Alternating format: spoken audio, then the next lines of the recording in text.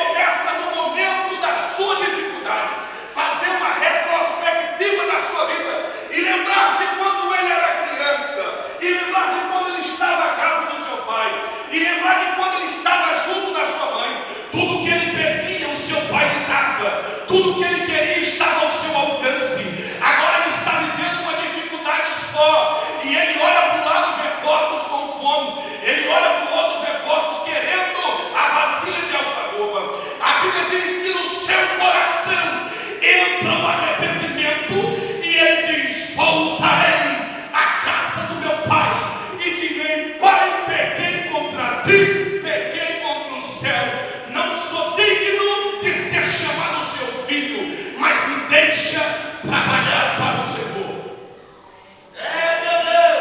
Quando eu falo em ser advogado ou advocacia, a casa desse homem, a causa dele não está na sua atitude, a causa dele não está no seu feitor, a causa dele está no seu arrependimento.